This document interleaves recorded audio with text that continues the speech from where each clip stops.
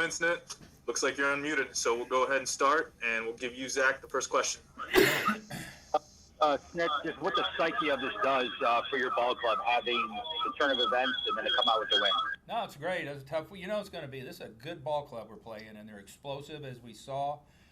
I didn't feel good with a big lead. I mean, because these guys are too powerful, but it's that's a good ball game to win. They all are now, but we kind of shot ourselves in the foot there at the end, and Lanson did a great job coming in.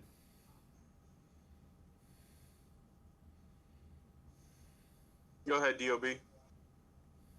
Hey, Snit. How's Freddie's elbow? He stayed in the game, so I'm assuming it's all right. Yeah, he he stung him pretty good, and he lost feeling. But I think after he got through that inning and came back in, he got all of his strength back and all, and he should be okay. We'll see in the morning. Was funny bone thing? Or? Yeah, just stung him good, and he lost. Went numb on him. It just takes a while for it to come back. How good do you feel for him the last couple of days to get you guys going with the home run, getting awesome. some results now? Awesome. Like I say, the guy's healthy, and he's had a great year, and he's just continuing it on now. Go ahead, Bo. Smith, what did you think of Ian today, just to be able to keep them scoreless, and did you just kind of have a feel as the innings went on what you're going to do? He was just really working. I mean, there was traffic. He did a great job of never giving in. He kept pitching. He was off. I mean, as evidenced by the walks and the pitch count. Just that, he wasn't real sharp. It's going to happen. But to his credit, he kept things manageable. Didn't let an inning get out of hand, and that's what a great trait for a young pitcher. That in our bullpen, we had a lot of guys available, and so he did a good job of holding the game in check right there, despite all what he had, 5 walks, 6 walks, something like that. Because it was a struggle for him throughout. Go ahead, Jeff. Yeah, Brian, a couple questions. First of all, what's your level of concern now? The Dodger bats obviously came alive here late in the game. Just them moving forward. Well, I mean, I don't know that's like I said, that powerful team there, and I'm not concerned. And any more than I was yesterday when we started, because it's just, it's like it's one of those teams where until that 27th out is made, you don't feel good because of what they're capable of doing. These guys have been through those wars, and they're a good ball club, and you got to make pitches, you got to hit locations, and so it's going to be, this whole thing's going to be tough. And then, have you made any decisions on starting pitchers beyond tomorrow yet? No, we'll wait and see probably tomorrow and how the game shapes up. Thanks. Jessica? You've had some relatively young pitchers on the mound starting, and especially that's going to continue again tomorrow. What do you like, or what excites you, intrigues you about having young pitchers in these big spotlight situations? It does excite me. The thing that does, because these are young guys with skills and talent and stuff, and they're going through what an unbelievable experience this is for them, and to get to feel this stage, and they've all handled it unbelievable, and it's just like I keep saying that you can't replicate this anywhere, and they've passed all the tests today. Ian didn't have. His command was shaky. He just, he wasn't great, but he just, he kept pitching. He kept, trusting his stuff, and kept us, right there. Kept him scoreless despite all the traffic that he had. I'm excited about watching Kyle tomorrow. After the way he threw in Houston, and so it does. Young talented players are very exciting in this game.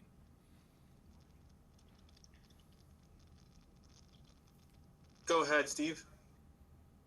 Yeah, Brian, what was your thinking in taking Ian out in the 4th inning, and with a more experienced guy, might you've let him try to work things out? Well, it was mainly just if you got four innings and over 80 pitches, things aren't going real smooth for you. You're really having to work.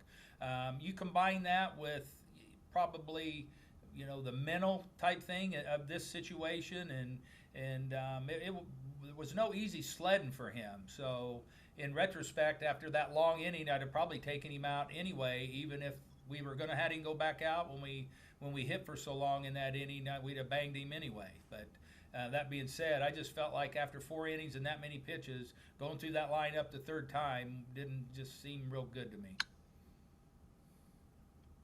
Thanks. Go ahead, Dave. Snake, you had, I don't know if you realize tonight, you're in your lineup, you had 4 guys aged 21 to 23, plus a pitcher who's 22. Can you imagine playing this Dodger team with that half your guys 23 or under? I didn't realize that. Yeah. But that just speaks to the skill set and who these guys are. I mean, like I said, they're getting some unbelievable experience here. They're young players with skills, and that plays here, and just speaks volumes to the maturity and how they're handling this whole thing. And how much does Pache remind you of Andrew running around the outfield? He looks no, so he's pretty much good. like. Yeah, no, he's a very talented kid in that outfield too. I feel really good with him patrolling center field, and I think it's great that he can. We get Ronnie likes playing right field. He's a weapon out there, and it's a good fit for us. Mark? Still, we've talked a lot about the everyday landscape of this. Is it best to just approach it like you did today, where you got Melanson and Tomlin up when the homers hit, he sits, but then when you need him, you bring him back? Yeah, no, it was just one of those. I didn't want to use him today because, like I say, we got 6 more games, and but he's available if Josh gets in a little trouble, and after the homer, he did. So, then it's you got to win the game. So.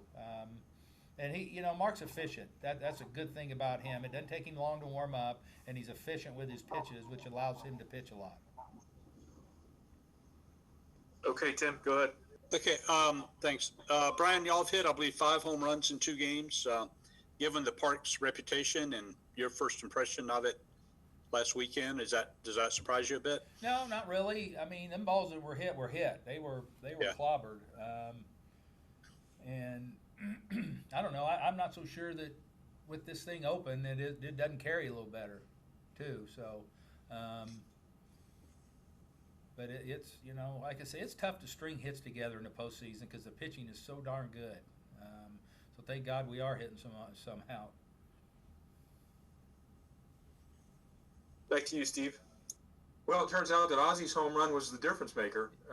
At the time, I don't know if you've seen it that way, but how do you see him kind of heating up now? And I guess that excuses the error, right? Yeah, well, yeah. No, I feel good. It's good because, like I say, I said yesterday, if we can get him and Austin going, that add a ton to our lineup. Austin had some really good at-bats, I thought, today, too. Just missed a couple. And Ozzy's starting to swing the bat really well, too, so that's a good sign. Go ahead, Jeff. Snit, what's your scouting report on Mark Melanson, the outfielder? And yeah, I noticed he's had two really good catches the last 2 nights. He's I don't know. I guess he's playing the card. He's well positioned. Both Albies. Yeah, right. He knows where to play Ozzy. All right. I think that's a good one to end on. Snit, thanks for your time. All right. Thank you all. See you tomorrow.